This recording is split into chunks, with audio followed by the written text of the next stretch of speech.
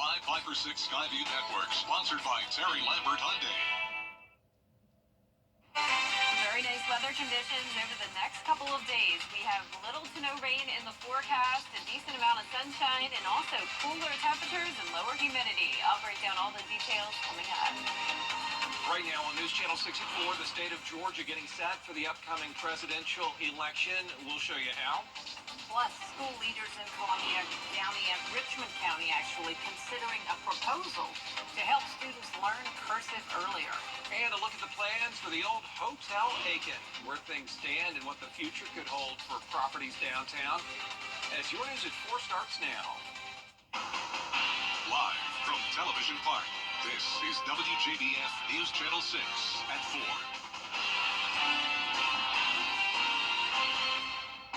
Good afternoon, everybody. I'm Brad Means. And I'm Jenny Montgomery. Thanks so much for joining us. Coverage you can count on begins with Georgia's Secretary of State making a stop at the Columbia County Sheriff's Office today. Why was Brad Raffensperger there? Well, Hannah Latier joining us now with the story. Hannah.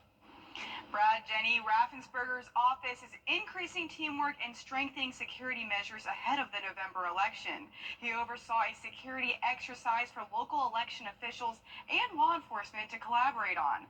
The goal is to get them to work together more. Other speakers addressed preventing election process threats and illegal voting. Raffensperger making several stops across the state to prepare poll workers for elections to come. We've been doing these regional tabletop exercises. It's really about election security.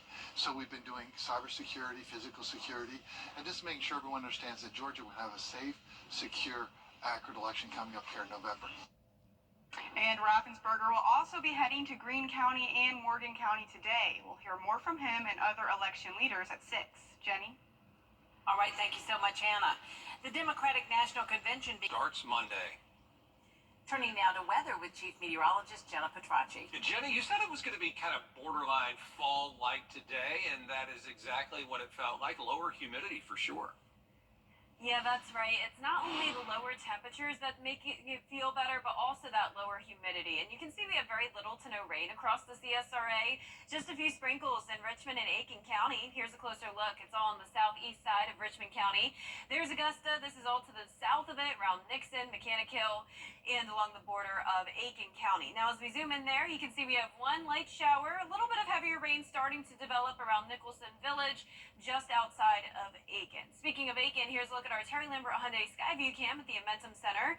Pretty cloudy outside, but no rain coming on downtown. Temperatures are in the low to mid 80s. 83 in Augusta, definitely much cooler. 86 in Allendale, Evans at 87, 86 in Millen. Aiken, you're sitting at 85, 87 in Wrightsville, and 89 in Lincolnton. So everyone below that 90-degree mark. And as for the heat index, really not too bad. We're seeing all 90s, no one at that triple-digit mark. A little bit hotter up in McCormick at 97, same thing in Swainsboro, but a lot of places only feeling like those low 90s. Winds are coming in from the northeast. That's bringing in the cooler and drier air. Breezy with that shower in Aiken County at 13 miles per hour, 8 in Barnwell, 5 in Waynesboro.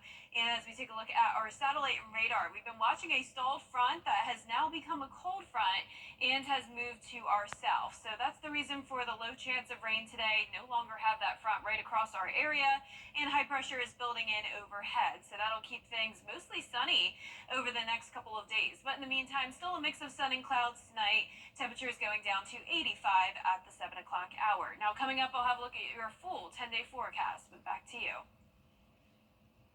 Thanks a lot, Jenna. Major repairs, it turns out, are going to be needed. The court is going to go to the full commission on Tuesday, so leaders can talk about it. There is big news for Hotel Aiken, a marketing firm releasing new details on that property, and 5 other spots downtown. Could be an exciting future for sure if everything pans out. There's our Aiken Bureau Chief, Sean Cabbage-Stock, live at Hotel Aiken with the story. Sean?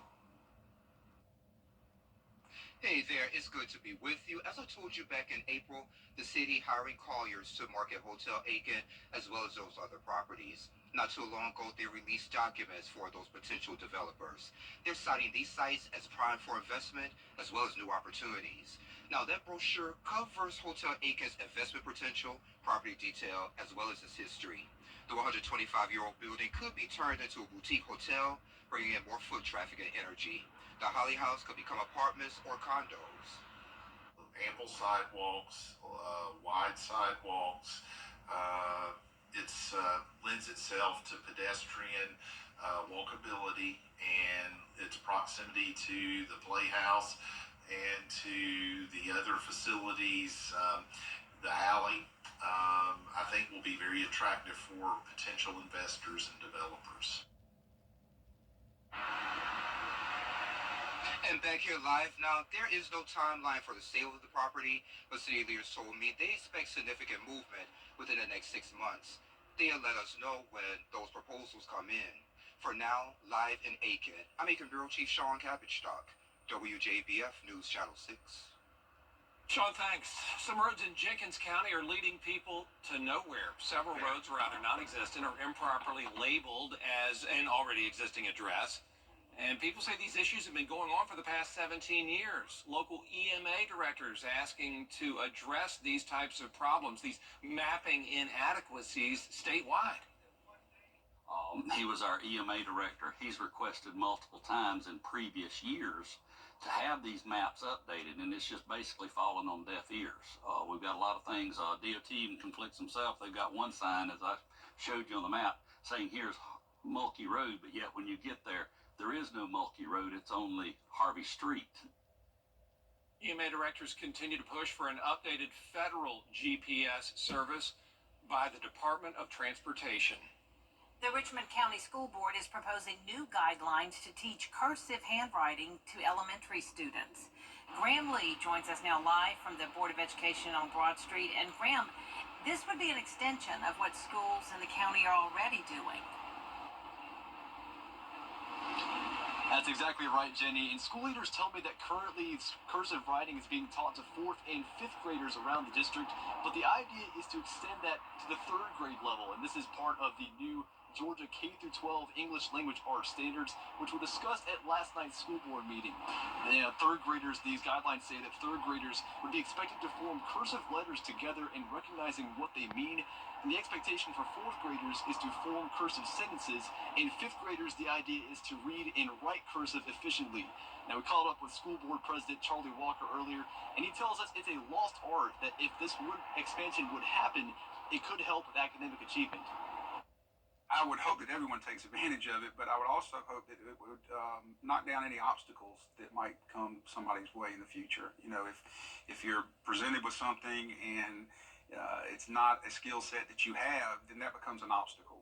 So if we can erase that obstacle, or at least try our best to erase that obstacle, it only gives somebody more of a chance to succeed. So Walker also tells me that school board members were happy with what they saw at last night's presentation. Of course, it's not in place yet, but once the guidelines gain approval, the administration will have the chance to put these in place for the 2025-26 school year. For now, live in Augusta, Graham Lee, WJBF, News Channel 6. Breaking news to bring you just into the News Channel 6 newsroom, where the Georgia Bureau of Investigation confirming to News Channel 6 that the mayor of Thompson, Georgia, has been arrested. He's Benji Cranford. Agents took him into custody this afternoon. He's charged with furnishing prohibited items to inmates and criminal attempt to commit a felony. Stay tuned to News Channel 6 for more on this developing story. Jenny? Midland Valley parents speaking up at the Aiken County School Board meeting to support former head football coach Earl Chapman. Chapman was charged with DUI and domestic violence in recent months. The domestic violence charges were dropped 3 weeks ago. Last week, the school district confirmed that Chapman would remain as a teacher at Midland Valley, but would step down as coach. Assistant coach Brent Dorn is taking over the program for the fall season, but Chapman's attorney says supporters are working to get his job back. Now, Coach Dorn's a fine, upstanding young man, no problem with that, but it's Coach Chapman's position, and he's the one that generated the atmosphere and the success at Midland Valley, and why should they take it away from him now because he's done nothing wrong? His first game is in 10 days at home against J.L. Mann. A new semester is underway at Augusta University. Classes started this morning, and as News Channel 6's Mary Marson tells us, you can feel the excitement in the air. The Somerville campus at Augusta University is bustling with students today. Some are here for the first time, Others are well on their way to earning their degrees. I've been waiting for months, honestly. I'm so happy I'm done with high school and that I get to actually study something I want to study and do in my life, so I'm just excited to get started. I picked AU because it's affordable, it's close to where I live, so I can still live at home and save a lot of money, and also it just has a really good cyber program. It's at home, my friends are here, so you also save a lot of money. AU is a public research university and academic medical center. It includes 11 colleges and nearly 10,000 students. Dr. Susan Davies serves as Executive Vice President for Enrollment and Student Affairs. She says more students are choosing AU. It's been 10 years since we had consolidation. Folks around the state and around the nation now understand our name. They understand what we offer to students. The cost of a higher education continues to rise. Some students may wonder if spending that money now will pay off someday. They'll be happy to know that AU is ranked in the top 5% of universities nationally for offering economic mobility to undergraduate students. They'll receive a degree, but they'll also graduate with a career plan that allows them to raise the economic mobility of themselves and their families. Davies encourages students to engage in at least one student organization, engage with your faculty members, and sit in the front of the class. In Augusta, Mary Morrison, WJBF News Channel 6. Today, the Salvation Army of Augusta held a graduation ceremony for its Job Skills Training Program. The program is made possible by a partnership between the Salvation Army and Bank of America. It's a 4-week program which gives people the skills and knowledge they need to gain self-sufficiency. The program is free and geared toward people with low incomes. The Job Training Skill Program for the Salvation Army is a good class to take because it gives you the opportunity to have a second chance at life and doing something productive with yourself, to be able to provide for yourself and your family, and to help maybe the younger youth understand to how important it is to obtain these goals in education, to have a way to live life to better themselves. Organizers say the program has been helping the community for at least 10 years. Well, saving money's a big deal, Jenny. It is, and it's on the minds of most people these days, and this weekend is National Thrift Shop Day. Thrifting helps support local charitable organizations like the Salvation Army and Goodwill. On Friday, all clothing with red tags is going to be available for 99 cents at Goodwill. On Saturday, all clothing, houseware, shoes, and linens with those red tags will also be 99 cents. Organizers say National Thrift Day is also a way to thank donors as well as shoppers. Coming up, one state is taking General Motors to court. The allegations against that company that could actually impact you on your morning commute.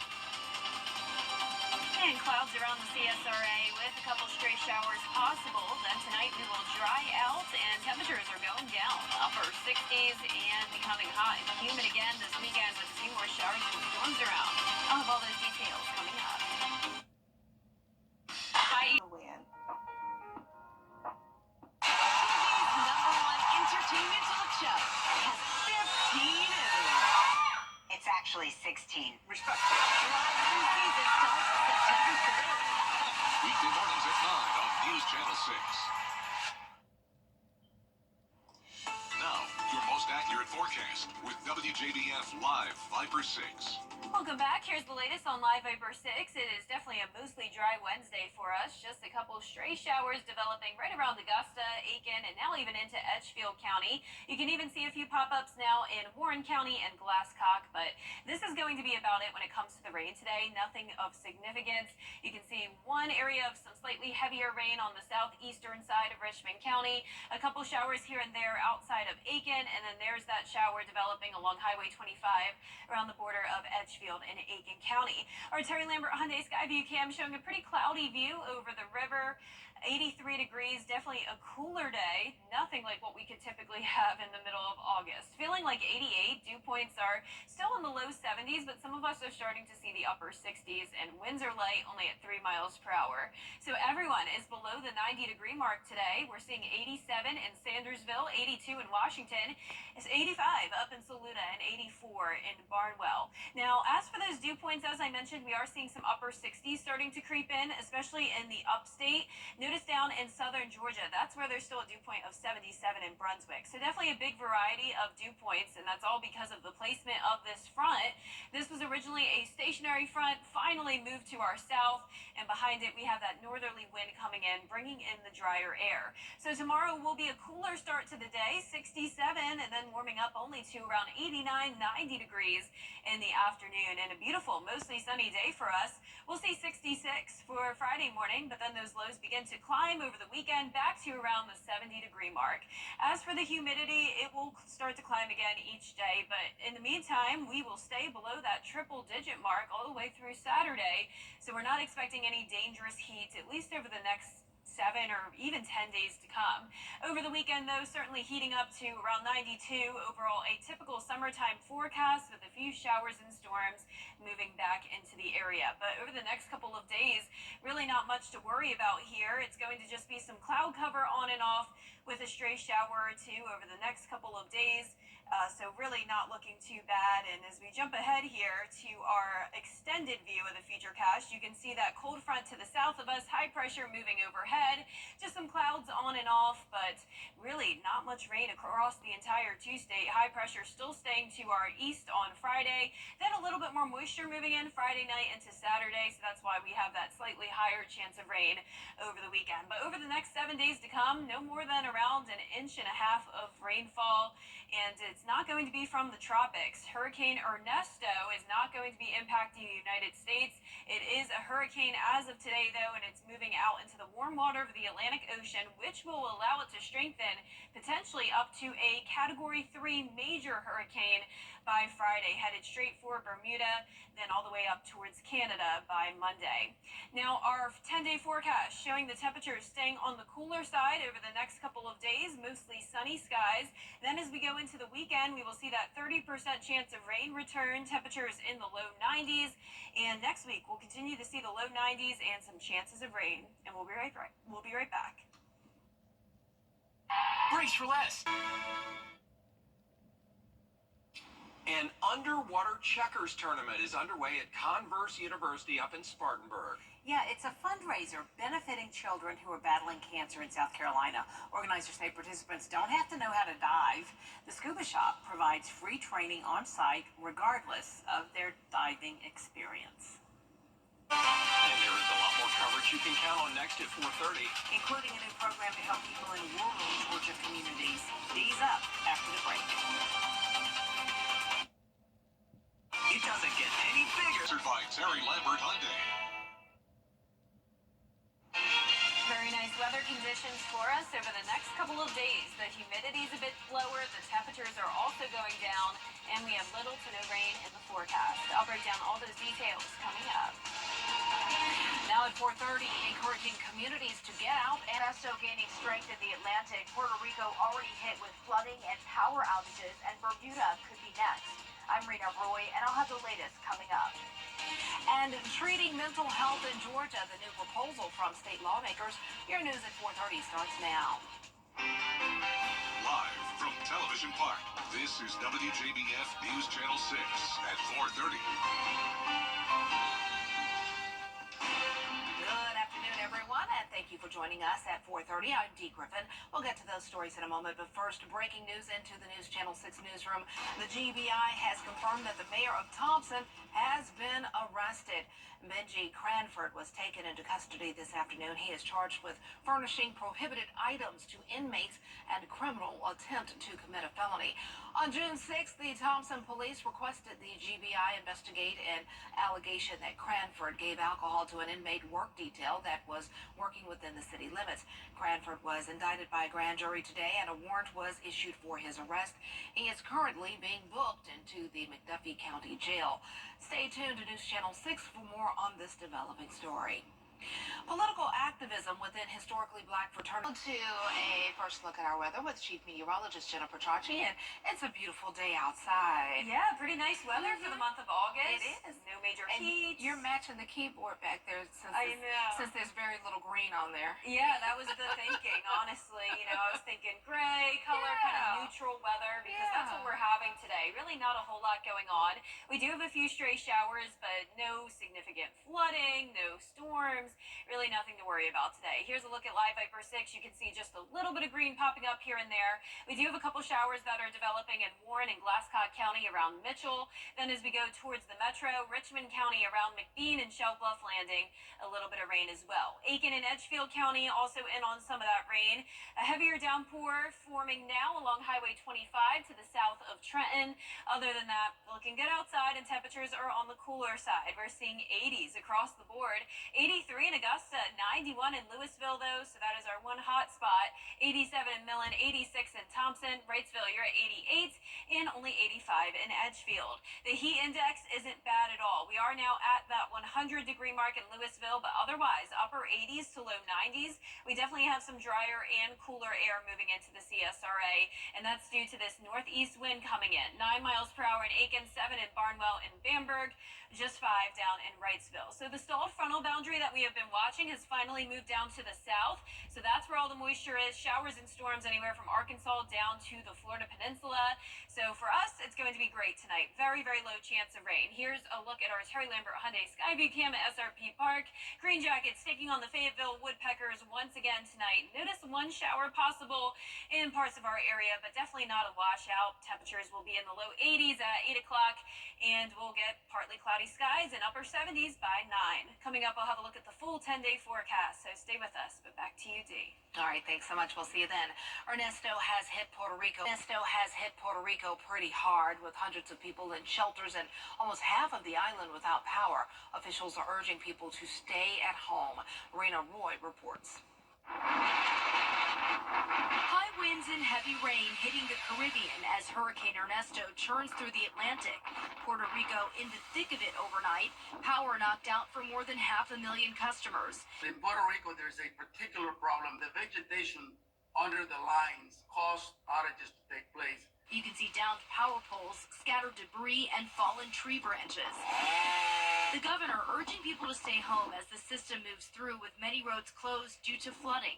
This neighborhood underwater, villages isolated because of high river levels. Stay away from the coastal areas, stay safe at home or wherever you are, and keep an eye on the reports of the National Weather Bureau. Island officials also asking people to donate blood because resources are low. President Joe Biden approving an emergency declaration for Puerto Rico, which will help unlock federal funds for the island. FEMA and other federal teams also standing by, ready to help. Ernesto also impacting islands to the east of Puerto Rico. Wind and rain lashing the island of Tortola and off the shore of St. Martin. This cargo ship becoming untethered. Ernesto could become an even stronger hurricane by Friday as it approaches Bermuda. Here on the East Coast, we aren't expecting to get a direct hit, but we will see some high surf and rip currents. Rena Roy, ABC News, New York. There's a new tool that can detect the amount of cancer-causing chemicals in a person's blood. It's now available to first responders across the upstate. The president of the Professional Firefighters Association of South Carolina says the tests are similar to the ones that can detect diabetes with the prick of a finger. The diagnosis early tests can identify 24 types of cancer-causing chemicals known as PFAs, which can be found in a firefighter's gear. There's nothing really out there to be proactive, and everything seems to be reactive. And that's the whole point of teaming up with Diagnose Early with all their different types of testing, especially the PFAS. Firefighters who take the PFAS test typically get their results back within a month. They cost around $300. The Georgia Department of Behavioral Health and Developmental Disabilities is working to help reduce the stigma around mental health and suicides in Georgia. The Peach State ranked 34th in suicide-related deaths in 2020, and more than 1,600 died in 2021. While suicide deaths are highest among people older than 22, it is the leading cause of death for children between the ages of 10 and 14. Schools play a big role in that. We have Apex, which is a licensed mental health clinician in over 700 schools now in Georgia that's being funded by the state. We're working on some telehealth options in the schools all across the state with mental health counselors. To help with suicide prevention, the Department of Behavioral Health funds clubhouses to provide mentorships and safe spaces for counseling. Well, coming up, actor and film producer Vince Vaughn has a new project. Your Hollywood highlights are next. And clouds around the CSRA for our evening, along with just a couple stray showers. Tonight, you'll notice the drop in temperatures on top of the lower humidity. But by the weekend, we are heating back up, and we'll have a few showers and storms around. More details coming up. From the time I was a little girl, the only thing I ever dreamed about was forecasting the weather. This is Genesis Trexie 1. As you can see, everything's trees down, and so do not drive. I mean, I remember watching weather forecasts on TV while my friends were watching cartoons. I guess I was a bit of a nerd. When I grow up, my ambition is to become a successful meteorologist. So for me, being chief meteorologist here at News Channel 6, it's a dream come true. Looking for the best value and contact lens? High inflation and high cost of living. Now, your most accurate forecast with WJBF Live 5 for 6. Welcome back. Just around a 20% chance you'll see a shower or two. Overall, a mostly dry day. Notice we are seeing a few areas of rain, and that would be down in Screven County, but really we're just talking sprinkles here, nothing significant. Up towards the north, a little bit of rain on the southeast side of Richmond County, and along the border of Edgefield and Aiken, a few light showers headed down into Barnwell as well around Williston. Looking pretty cloudy outside, but dry here on Washington Road as we take a look at our Terry Lambert Hyundai Skyview cam. Certainly a cooler day, 83, feeling like 88, no extreme summertime heat. Dew points are still in the low 70s, but we slowly but surely have some drier air moving in from the north. Temperatures are all below that 90-degree mark with the exception of Louisville at 91. 84 in Washington, 86 in McCormick, 86 in Allendale. Bamberg, you're at 85, and 87 in Wrightsville. Satellite and radar showing us the cold front to the south of us, low pressure out to sea now. Scattered showers and storms down in Savannah and southern Georgia and all the way down into the Gulf Coast region. Now for us, we have the drier air moving in, and you can see that on our water vapor imagery here. Starting to see a little bit of orange popping up. Definitely not super dry air like we would get in the fall, but you could say this is pretty dry for the month of August. Temperatures also on the cooler side, starting out in the upper 60s, climbing into only the upper 80s to around 90 degrees tomorrow. A low of 66 going into your Friday, definitely well below our average of 72, but we will be back to that 70-degree mark over the weekend. As for the high temperatures, we'll be in the low 90s over the next few days, and the heat index staying below the triple-digit mark, so that is good news. Great weekend for outdoor plans. It will not be a complete washout. You'll just need to keep an eye on radars. We could have a few showers and storms developing, but going with just a 30% chance. In the meantime, though, you can see that cold front stays to our south. High pressure builds overhead, and that will keep things dry with plenty of sunshine over the next couple of days. Eventually, though, you can see this warm front forming out to the west of us. That'll bring an increase in moisture. So by Friday night into Saturday, that's when you'll see the humidity going up, a little bit more cloud cover, and then a few of those showers and storms possible over the weekend. No impacts to Georgia or South Carolina from Hurricane Ernesto. Unfortunately, it just caused a lot of issues down in Puerto Rico and is headed up towards Bermuda next. The winds are at 75 miles per hour, so it is a Category 1 now, but unfortunately will be strengthening all the way up to a major hurricane. Now, this is very good news for us that is staying far, far away from the United States, but once again, Bermuda is going to get hit with likely a Category 2 hurricane by this weekend. Then eventually it will be moving all the way up to Nova Scotia. Lows tonight will be in the upper 60s, and our highs tomorrow will be in the upper 80s to around 90 degrees. Your 10-day forecast looking good over the next 10 days. Rain chances pretty low, under 30%. Temperatures going up into the low 90s starting over the weekend. We'll be back into around 92, and then next week upper 80s to low 90s continue, and we'll be right back.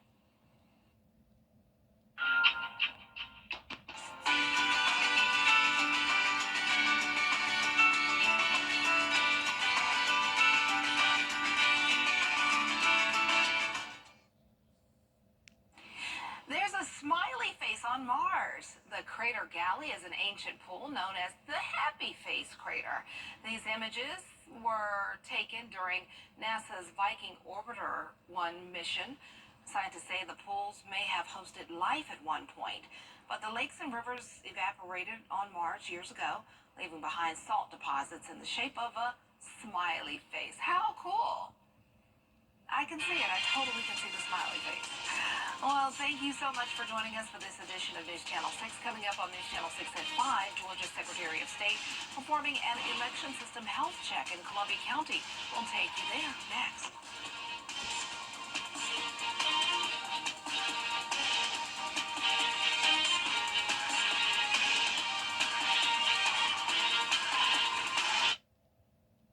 Weather headlines on WJBF News Channel 6. Brought to you by Hickson Roofing. If your roof needs fixing, call Mr. Hickson.